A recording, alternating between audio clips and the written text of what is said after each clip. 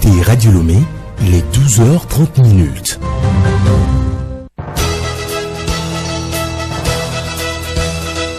Le journal Hélène Assabi. Bonjour à tous, merci de nous choisir à l'heure du journal. Au sommaire, poursuite des assises à la cour d'appel du Kara.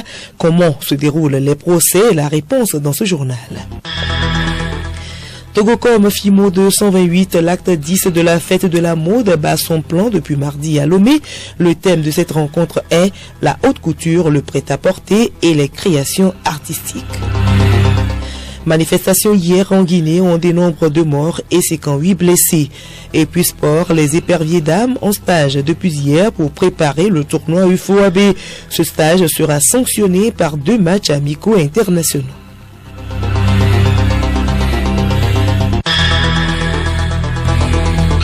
radiolomé.tg. Audience à la primature, Madame le Premier ministre Victoire Tomega Dogbe s'est entretenue ce matin avec une délégation du MCC Millennium Challenge Corporation conduite par son directeur général adjoint à Washington, Mahmoud Ba. La délégation est accompagnée par l'ambassadeur des États-Unis au Togo, Elisabeth Fismons. Les échanges concernent la restitution des analyses des contraintes liées au programme Compact du MCC. Le Togo a été élu dans ce programme en décembre dernier par les États-Unis. Magmaba au terme de l'audience. Durant nos échanges, nous avons restitué l'analyse des contraintes qui a été faite par nos équipes et avec le Premier ministre et les membres du gouvernement, nous avons eu des échanges sur comment s'assurer de la sélection d'une ou 2 contraintes sur lesquelles nous allons travailler. Et c'est seulement en identifiant les causes de ces contraintes que nous pouvons apporter des solutions qui vont porter fruit. Et donc je pense que la discussion avec le Premier ministre était très claire qu'il fallait prendre une décision très rapidement dans les semaines ou jours à venir, mais surtout se focaliser sur la suite des analyses, s'assurer que le projet que nous allons développer soit en harmonie avec la contrainte que nous avons identifiée. Et ça, c'est le but primaire de cette mission. Donc nous attendons un retour du gouvernement pour nous focaliser sur le secteur clé qui va engendrer une croissance que nous espérons. Nous considérons le Togo comme un très bon partenaire et le Togo nous considère comme un bon partenaire. C'est un engagement gagnant-gagnant. À l'Assemblée nationale, les députés ont échangé hier avec la Banque mondiale dans le cadre de l'élaboration de la nouvelle stratégie de partenariat pays 2023-2027. Il était question de définir les projets et programmes à financer par l'institution bancaire. La présidente de l'Assemblée nationale, Chantal Yawadjigwadi-Tchegan, salue l'initiative. La représentation nationale salue la tenue de ces consultations. Je reste persuadé que nos échanges porteront également sur les propositions de projets et programmes prioritaires que le groupe de la Banque mondiale pourrait appuyer pour soutenir davantage les efforts du gouvernement dans le but de relever le double défi de la réduction de la pauvreté et d'une prospérité mieux partagée. C'est le lieu de saluer les multiples actions de la Banque mondiale au Togo et encourager, monsieur le représentant résident, à poursuivre la dynamique enclenchée par ses prédécesseurs. Je suis persuadé et je reste confiant que votre mission dans notre pays tracera une nouvelle ère d'affermissement et de diversification des relations de coopération entre le Togo et le groupe de la Banque mondiale. La qualité du système éducatif, la résilience des populations face à l'extrémisme violent, le système de santé et l'agriculture sont entre autres priorités sur lesquelles la Banque mondiale va axer ses interventions dans les 4 prochaines années au Togo. Et nous quittons Lomé pour Kara où se poursuit la première session des assises. Cette session, qui prend fin lundi prochain, examine au total 25 dossiers de crimes inscrits au rôle. Ils sont relatifs notamment à l'assassinat, aux homicides volontaires, au viol, à la pédophilie, à la traite et la complicité de traite de personnes ainsi que le détournement de deniers publics. Comment se déroulent les travaux? Ali Essodong, procureur général près la cour d'appel de Kara. Tout se passe comme prévu. Les débats se déroulent normalement. Tout se déroule dans le strict respect des droits de chacune des parties. Je vais parler de la partie accusatrice, de la défense et des parties civiles qui ont subi des dommages par le fait des actes répréhensibles reprochés à certains de nos concitoyens. Et ces actes assez graves, qualifiés de crimes, qui sont passibles de la cour d'assises.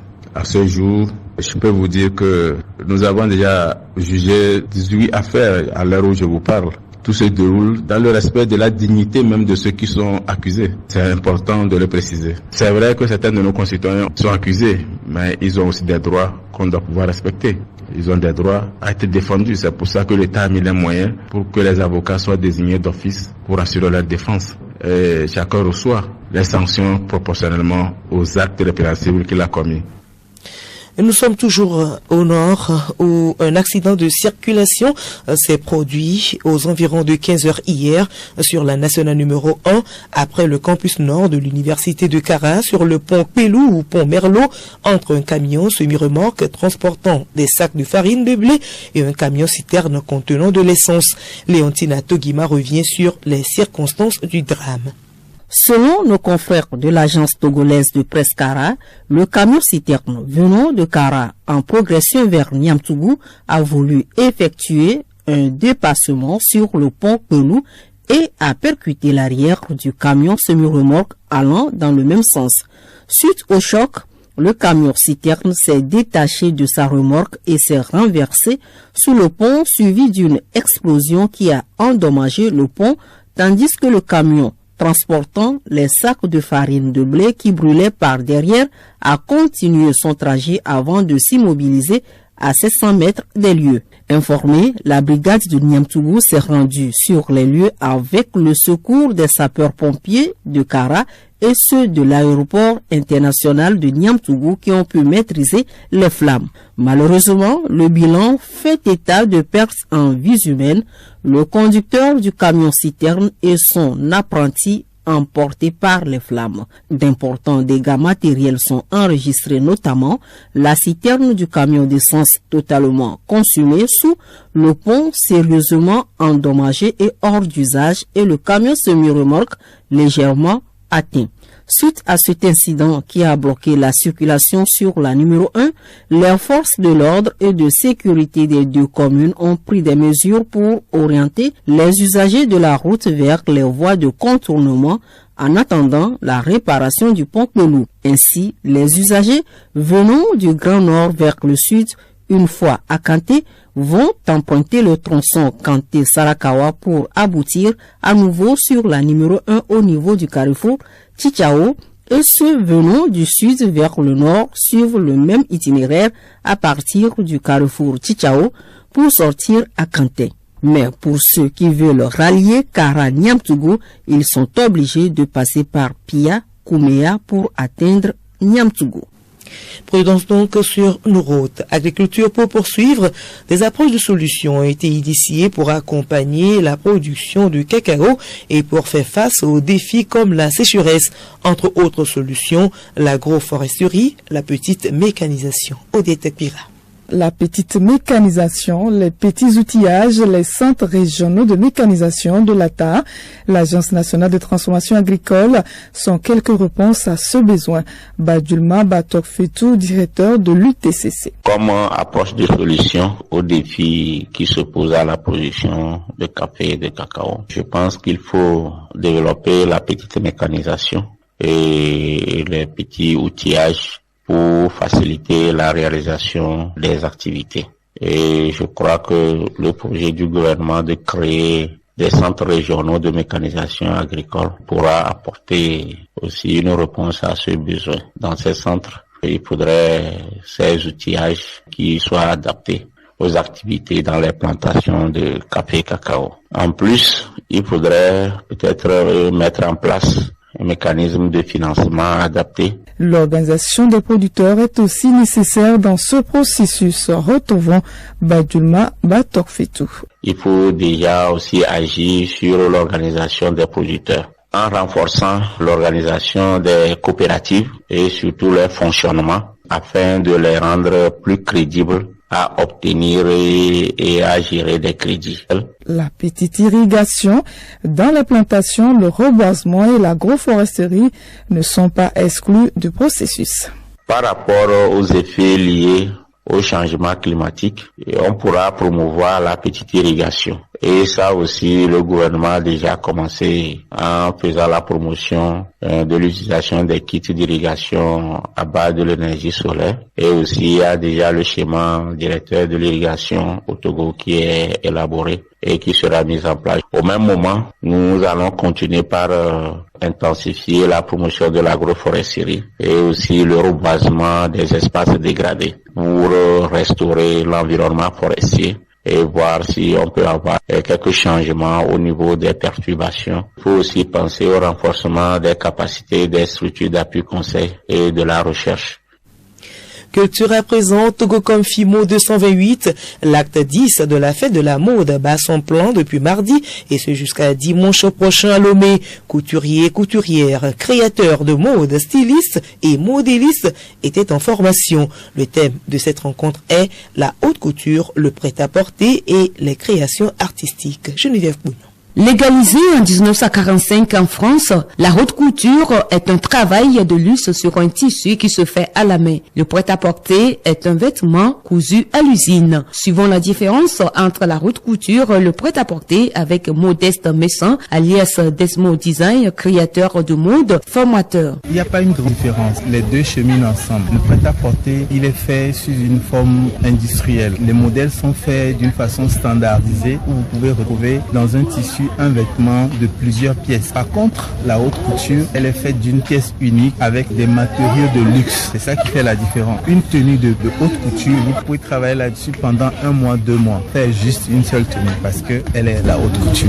Quelques participantes se sont prononcées à l'issue de la formation ouverte mercredi à Lomé. Ils nous ont expliqué pourquoi ne pas s'accaparer du titre de haute couture, le prêt-à-porter, ce que c'est, quel genre de prêt-à-porter faire afin de se spécialiser dans un domaine précis. Moi spécialement, je viens de finir ma formation, donc ça me permet maintenant de me situer, de savoir quoi faire. Spécialement, j'ai été formée en couture d'âme, donc je pense continuer dans ce domaine. On retient de cette formation que la haute couture n'est pas donnée à tout le monde. C'est pas un nom qu'il faut prendre comme ça par hasard. Donc à part ça, on a appris ce que c'est qu'un designer artistique, ses caractéristiques, ses connaissances, ses capacités, sa formation. On a parlé des différents types de prêt-à-porter. Et on remercie l'organisation. On va grandir en expérience. Un vernissage sur la protection de l'environnement, le recyclage, une soirée welcome avec les invités et les festivaliers sont entre autres activités qui se sont déroulées ce jeudi. Geneviève Bouillon, vous restez avec nous, cette fois-ci pour l'agenda culturel. Et au menu, nous avons justement le Festival international de la mode FIMO 228, la rencontre internationale de la photographie de Lomé, le concert afro-canaliste de l'artiste Amen Viana, le spectacle de danse et l'atelier des tout petits enfants sur la fabrication des marionnettes. Fabrication de marionnettes et développement sont des sujets autour de l'atelier. L'atelier concerne des enfants de 4 à 15 ans. C'est ce samedi 18 février à l'Institut français. Il s'agit de donner la chance aux enfants pour une belle occasion d'apprentissage et d'amusement. Autre sujet, des espoirs d'Irène Tassembedo, c'est le nom donné au spectacle de danse qui se déroule ce vendredi à l'Institut français du Togo à partir de 19h. Des espoirs d'Irène Tassembedo est une performance chorégraphique et originale rythmée par les énergies mélodiques de Requiem de Mozart et Kanou. Ce dialogue de corps en mouvement est à sa manière une ode à la vie. De la danse à la musique, concert afro-rock de l'artiste Amen Viana. Guitariste, chanteur, compositeur et arrangeur Amen Viana s'est créé des univers sonores étourdissants tout en puisant aux racines de la musique africaine. Il convie ses fans le vendredi 24 février à l'Institut français du Togo, toujours à partir de 19h. Parlons de la mode à présent. La 10e édition de Togocom FIMO 228 se tient du 14 au 19 février. Deux grands défilés de mode sont prévus les 17 et 18 février. Et puis, Gododo, rencontre internationale de la photographie de Lomé. Elle est une idée originale du photographe Jacques Dokokou, l'une des figures majeures de la photographie au Togo. L'événement ambitionne de célébrer la photographie africaine avec une résidence de création, des expositions, des performances et des ateliers de formation. Cet événement se déroule du 1er au 18 mars prochain à l'Institut français du Togo. Le journal Hélène Assabi. À l'étranger, des échauffourées ont éclaté hier dans plusieurs quartiers de la banlieue de Conakry entre manifestants et forces de l'ordre, obligeant les autorités guinéennes à réquisitionner l'armée pour ramener le calme.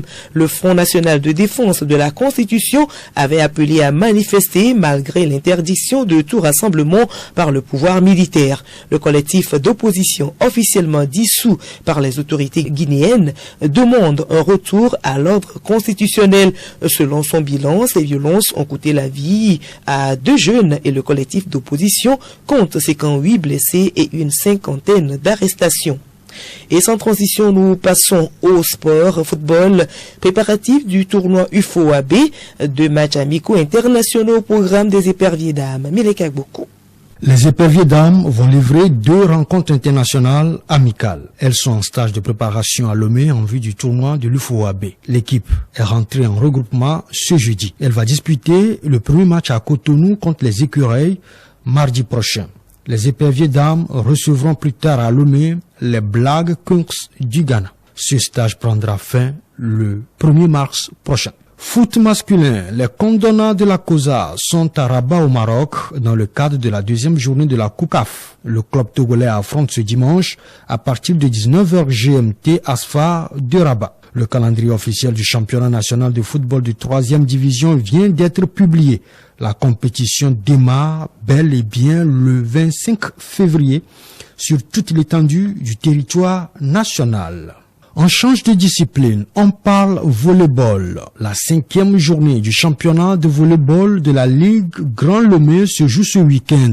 Ce samedi à 14h30, terrain A, les hommes se donnent rendez-vous. Étoile filante joue Club des Amis. Puis à 16h, Police croise AVBC. Terrain B, à 14h30, les dames de OTR affrontent les dames de la police. Dimanche, sur le terrain A, les hommes, à 14h30, Dito va y défier Divolka. Et puis à 16h, Agaza se mesure à ASP.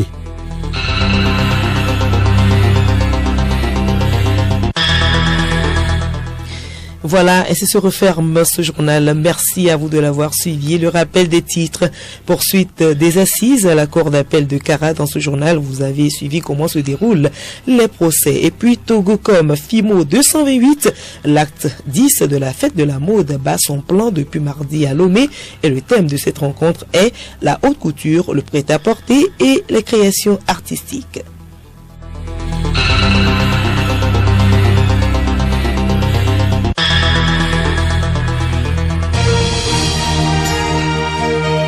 Radio Lomé, boîte postale 434, email radiolomé@radiolomé.tg. radiolomé.tg